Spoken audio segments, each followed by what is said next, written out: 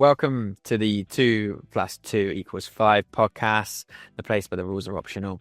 The math rarely adds up, and the questions matter more than the answers. I'm joined as usual by my co-hosts, both Lauren and Paul. And on today's episode, we are welcoming another special guest. So without further introduction, Nick, thanks for joining the podcast. It's great to have you here. Thank you. Looking forward to learning more about you and your journey. But really, it's good to see another guest on the show. It's becoming more regular, and we're going to take a deeper dive into some things with Nick today. So hopefully we don't scare you too quickly. I'll be fine. It'll be good. 100%. All right. Should we start from the top? Luke, you want to go with the questions first? Or shall I ask the first few? I'll tell you what, I'll start because... I could start. Yeah. I've got a very good question to start. Tell us Lauren, go for it. Tell us how you made your journey into Workday. You obviously didn't start Workday, but where did your journey start before you joined Workday? Yeah, that's a great question. So, as the story goes, I was headed toward being an academic. I was studying linguistics and psychology at Stanford and was dead set on being a cognitive scientist and was starting to feel a little burnt out because I was doing a lot at once. Was talking to some of the graduate students, the folks who were already doing that for real. And they had this look in their eyes like, if you don't want this, get out. Like, but not in like in a mean way, in a like, I'm trapped, don't get trapped like me. And so I took that very seriously and was like, I really could at least use a break. So frantically started looking for work through, different job boards, found this job board for something that said technical integration developer. And at the time, like computer science was starting to like completely explode, especially, in Silicon Valley at Stanford, everyone was really big into that. And I would literally had people tell me like, hey, you're not technical enough for this stuff, or you're not a developer, or you like writing too much for this to be your thing. And they said that implicitly and in some cases explicitly. And there's no better way to motivate me to do something and then to tell me you're not that. And so I really, really was fired up about that. Jumped on the first thing that said developer, and it ended up being a Workday job. I had no idea what Workday was. It was with a partner, a boutique partner, as you'd call it at the time. Moved across the country to Texas from California. I'm from California. I remember going to training, and at the training, all of the folks in the HCM class were like, "Oh yes, I'm a payroll admin, or I do HR," and I was like, "I want to be a data scientist," and everyone's like, "Who the hell is this guy?" And I was like, where am I? Like, this is all about business processes and security groups. I don't know. And then you do like an integration part of it if you've ever been down that path. And then I really started to get into it. Really, really liked it, in fact. It was just about the dosage for me personally, doing consulting work. I really, really like that work, but I could do it, forever.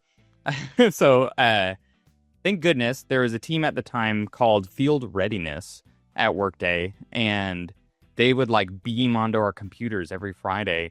I don't know how Lauren feels about this, but at the time I felt like the integrations people, the BERT people were like the stepchildren over here.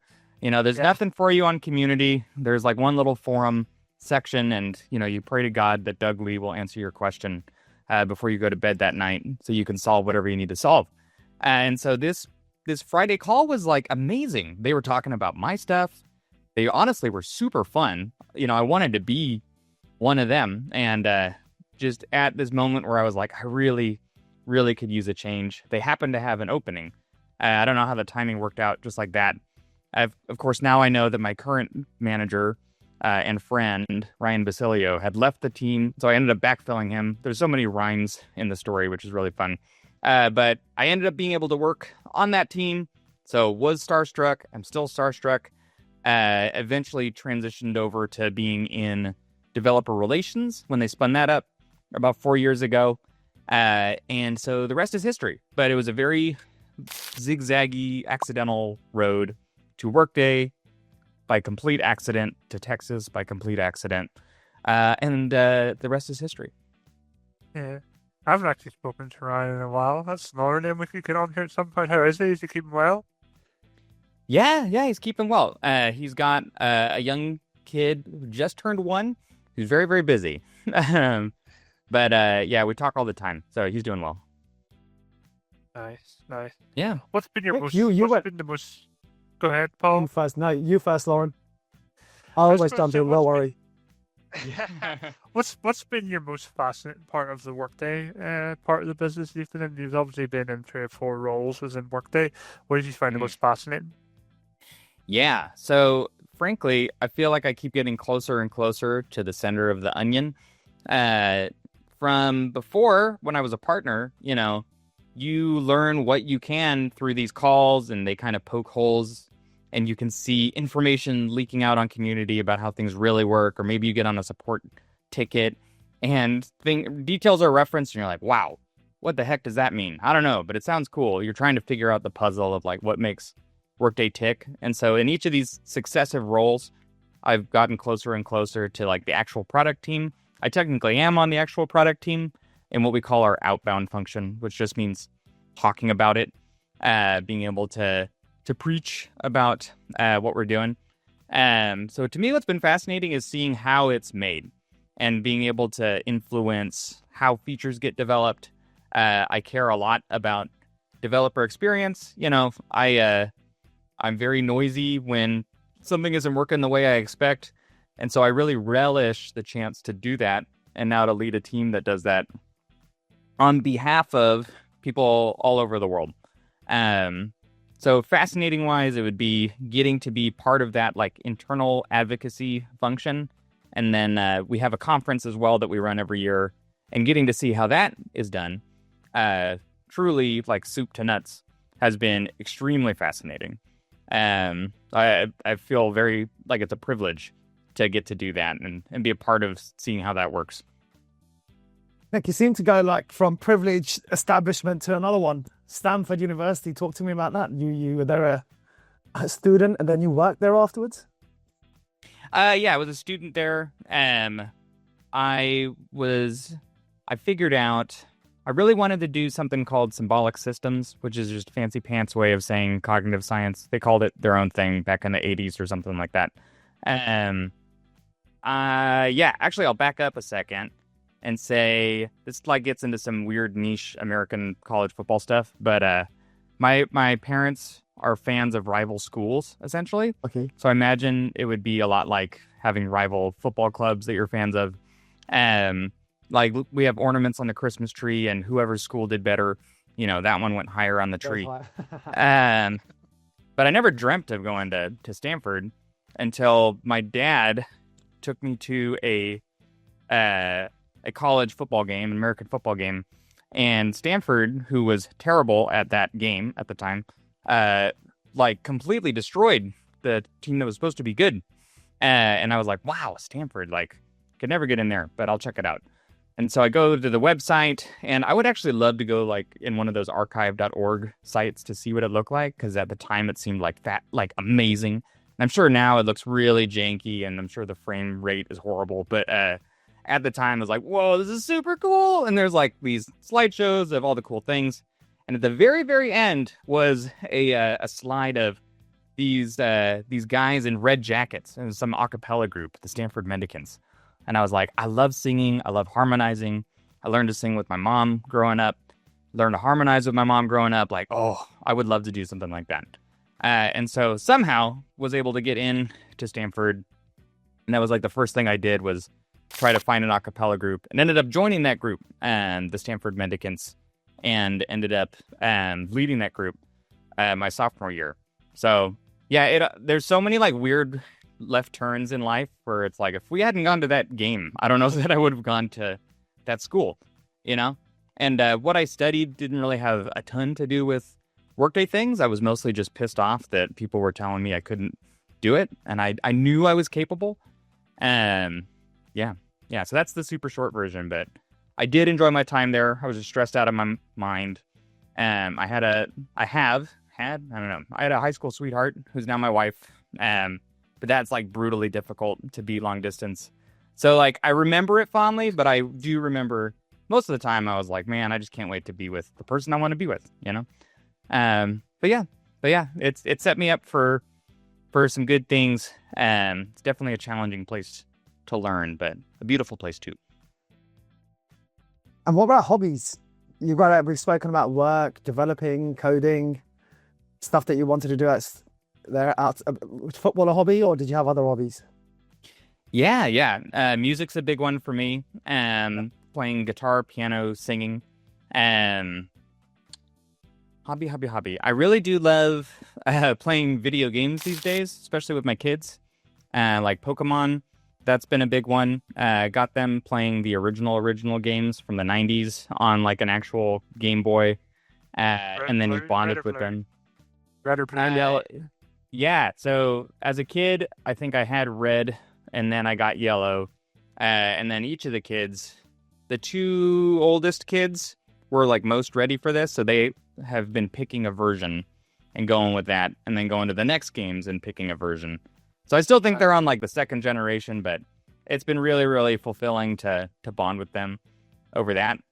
And then something I have less time for these days, but it's still very much something I love, is woodworking. So like making something with your hands, or at least with tools with your hands. So I do like when you can have that balance of something that my brain is doing with a screen, and then something that my hands are doing. Like, you have to focus on this thing right now so that you do the thing correctly, and also so that you don't get hurt.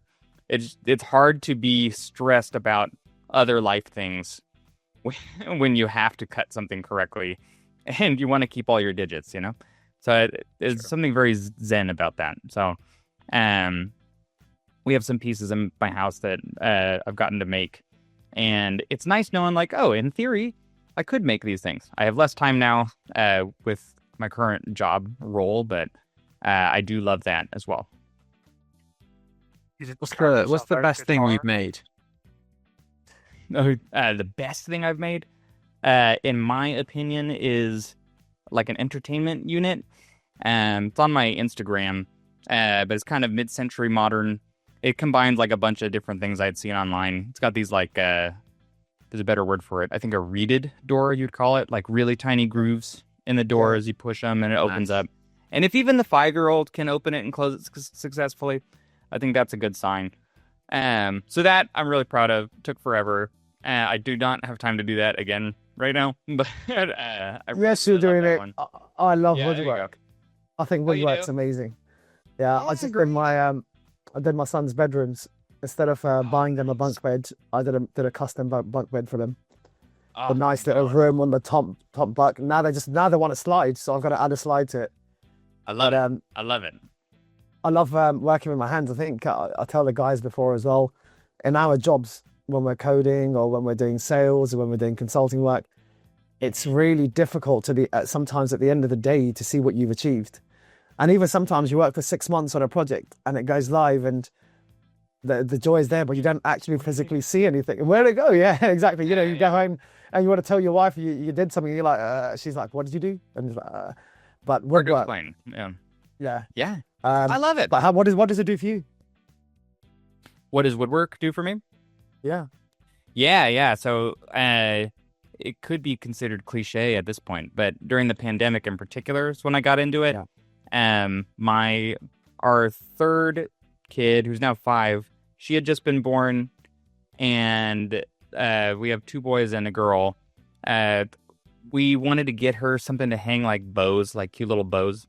And we saw that on like Etsy or other sites, and some horrible intrusive thought came through my head that says I could spend the money on this, but I bet I could make this. What would it take to make this? And for some reason that spiraled out of control into a garage full of tools and many projects later. But it all started with that one thought of like, I bet I could make this. Let me figure it out. One thing led to another, and it's definitely become a whole thing. But what it does for me, I love, especially love when I get to collaborate with my spouse, who's a very brilliant designer, very organized as well, has a good mind for that kind of thing. So we were able to draw up drawings, not like actual plans or whatever, for that entertainment unit. And it was great getting to like collaborate on that stuff. I do love chances when the kids want to work on something with me, trying to get better at using hand tools, you know, the quiet ones that make beautiful shavings and ribbons instead of like nasty dust. So it's really cool whenever they get to see like, oh, we're making something and they want to make it together. So I enjoy that. And anytime I can make something for them, very satisfying. People will ask what my favorite piece is. And it may actually be the stools they use to like stand on and brush their teeth, because they've used them every day for like 4.5 years. And so by far they get the most volume of usage out of these little stools, which are like extra fancy walnut stools. But yeah, just making something like real with utility is really cool. And we also just, we had this big thing they could like stand on with an adjustable shelf, if you will, or platform to help us make coffee or cook or whatever. And they've honestly all outgrown them, which is like very bittersweet. But we were just able to find a home for it with my mom's friend, who has a 13-month-old. So there's something very enriching about that too. It's like, okay, that wasn't like wasted. We loved it for years. And my goal was to find a home for it where someone else would love it for years and it would provide them joy. So hopefully it'll continue to be passed down. But yeah, so there is something, like you said, about seeing like the tangible results of the work. And it also like is a useful thing sometimes. It doesn't have to be. But that's very cool. You can look back on it and feel proud of it, and know that you weren't always good at it, and that was actually part of the process. So that was actually a very enlightening thing too. Like you were saying, it can be hard to see the result of the thing you made with software, and I think too you can lose sight of what it looked like when you were starting, because you're continually refining that work. You're not going to like roll back all those changes and see the horrible code you wrote back in the day. But with, woodwork or something physical, you can see, oh man, my first project like had all super janky or all these jagged edges, or I didn't nearly spend enough time sanding it. And I think that was very instructive. That like some things are just skills, and like it's okay to suck at the beginning. That's actually like part of the process, which is extremely liberating once you like let that be okay. So I think that was one of the biggest things I took away from that. That last point you just said about things not going right and you just getting up, and is there been other times? I mean, like I come across so many people who just give up. When something doesn't quite go right, they give up, or they don't want to learn, or they don't want to try something new. Yeah.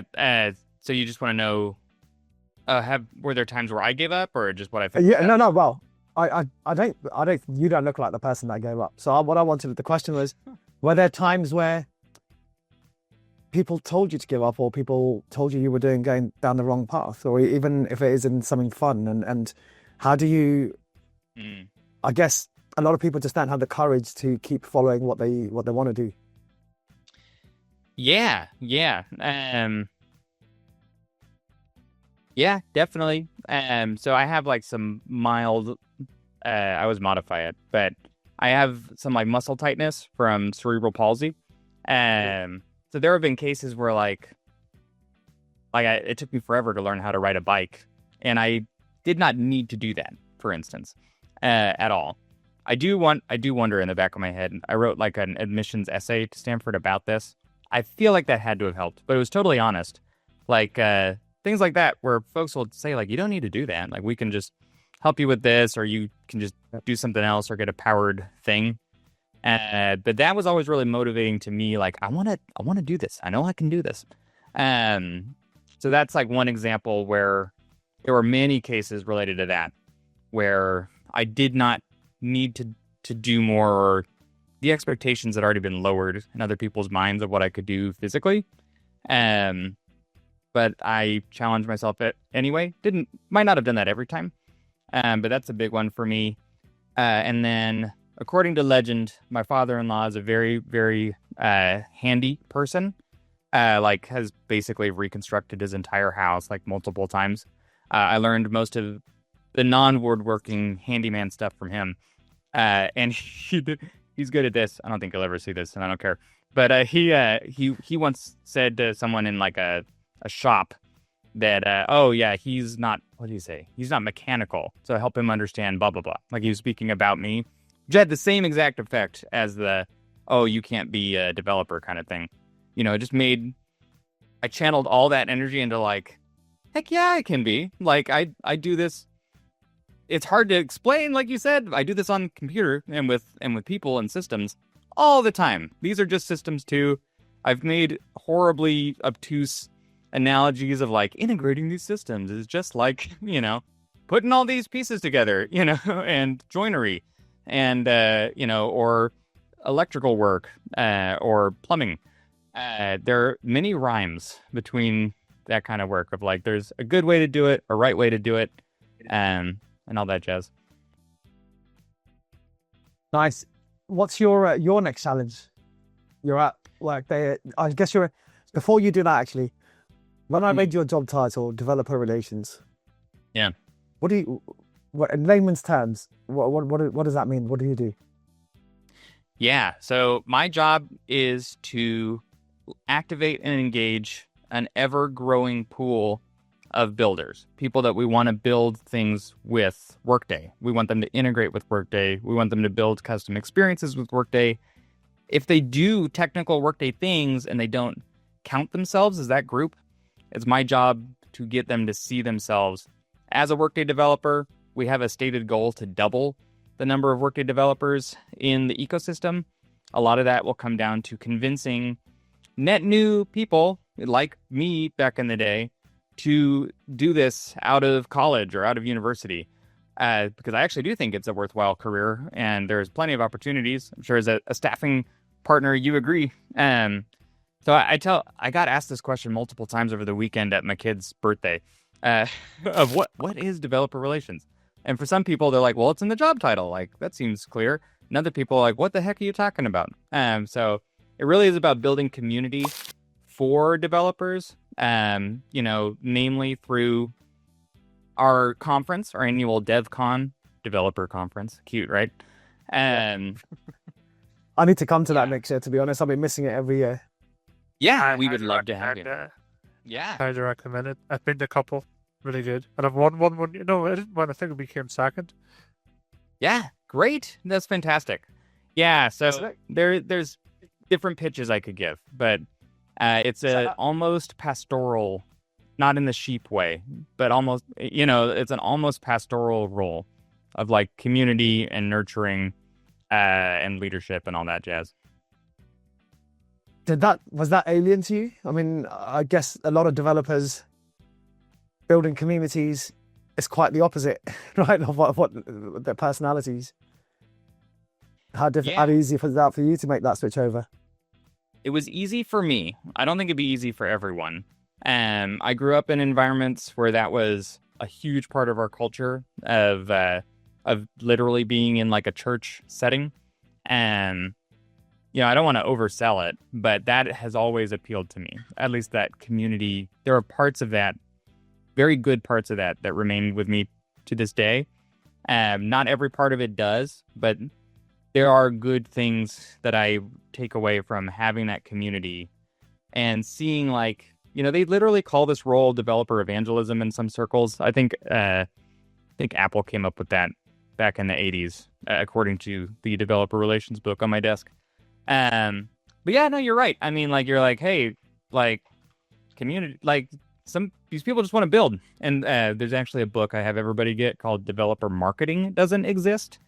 Because it's true. If you were to like try to market to developers, you would just repel them, right? So there's a way where you have to switch from trying to sell to people to like, no, it's really about how are you helping them? How are you teaching them? So there's like teaching aspects of my personality and skill set, and that like connection part that this really speaks to. So I feel at home there. And so I find that even if you're not, like, I hear what you're saying, where it's like, not everyone's going to want to be brought under an umbrella. You know, they just want resources from you. And that's actually like totally normal. And it's great to see it in writing from, we have a good colleague here who runs product marketing for the stuff I'm doing. And to have her be the first one to say, well, actually, developer marketing doesn't exist. And I guess this is one of her old friends that wrote this. And yeah, it's all about helping people, giving them resources at the end of the day. As Lauren can attest, I still remember the days where you could only, you would throw a question into the void and hope that like one person in Scotland would answer your question. So there's part of that to me that I still rally. Like, I want to help create the system to do that for way more people. So yeah, that's my long-winded answer. Is that person in Scotland still around, Doug? Yes, Doug is still around. Doug's still around, Yeah, Doug is still around. I'm still starstruck. Yeah, no, that would be great. That would be great. Still a very cool person, helping craft Workday Orchestrate and what that is and what that will continue to become. So that's still a starstruck scenario for me, for sure. Some of his community content is just unbelievable. Some of the detail he goes into is really, really good. So it is good to hear he's still churning behind the scenes. Yeah, I got to see him at Rising 2 months ago as well. You mentioned, obviously, cerebral palsy. I hope I've pronounced that correctly. Sure, that works for me. I think a lot of people, when they have a condition, or sometimes they use it sometimes as an excuse for life not to do well. What's inspired you to really put your head down and carry on? Well, frankly, I am very lucky. I have people in my life who have had the same condition, or one of the reasons I wanted to do linguistics originally was to become a speech pathologist. For various reasons that didn't pan out. Mostly the like training to career pathway was kind of broken, or they had a hard time looking at like the Stanford curriculum and being like, hey, but you didn't take your larynx and you class. It's like, well, yeah, but like we're doing the highfalutin stuff too. Like, I can totally handle this. Anyway, that's a whole sidebar. But yeah, so I remember like working with my I believe she was my actual like physical therapist from like when I was like a young kid. And I had the honor of getting to like intern with her for a while. And you see other folks with the same condition. You see like, it just means like part of your motor cortex, if that's not too wild a phrase to say, has been borked somehow, usually like during like being born. So the part of mine that was borked really just like results in some muscle tightness and affects the way I walk. But for so many people, like they can't walk, they can't talk. So it's one of those things where well, man, like on behalf of everybody that has this, like I've been blessed enough to be able to walk and to talk, like to even walk, you know what I mean? So I take that very seriously. Well, look, the best thing about hearing from you today and your thoughts is, at no point until you mentioned it did I even think there was anything there at all. Your attitude just comes across. I want to do it, so I'm going to do it. Or an opportunity's come, so I'm going to take it. Yeah. And that's an amazing attitude to have. Like if you, there's a lot of young people at the moment. So graduated without jobs, looking at, I trained in this, but I got, had a degree in this, and am I wasting my time? You obviously made that switch over, a little while after doing your degree. What words of wisdom do you have for anybody else who's sort of stuck at the moment and sort of hanging on to, well, I learned this and that's the decision I made? Oh man, well, it's never over. Like any day can be day one. Truly, like I've known folks that have made complete career pivots out of nowhere and been very successful. I wish that there's like 5 ways I could answer this question, but for me, it comes back to like the woodworking bit of, I think sometimes we're scared to jump into things because we know we won't be great at them to start. And like, that needs to be okay. I was a high performer in school. It was really rough not being a high performer at Stanford. Like really rough. You're like, who am I? Right? Like Jean Valjean status. And being okay, like being okay, honestly, at something. Like, if you want to do the thing, that's the real thing it comes down to, is like, if you want to do something, you will power through not being great at it, because the only way to get better at it is by doing the thing. And first off, if you don't love it, and that's just a grind. So it's like finding something that you actually want to do is very powerful. It doesn't mean like it's all going to be fantastic. There are definitely elements of my work that I'm not crazy about. But that's what I would say. It's like, it's not destiny if you feel stuck. So, it's not like you have to be stuck forever. There may be a conversation, a sports game you go to that completely changes everything. So I think making connections with people, I know that's not easy for everybody, but it's amazing what one conversation will do. Like expanding your scope beyond your immediate network, and just being willing to make a change is often enough. Well, look, one of the things that we try to do, we've got a little fun section that we call math or myth.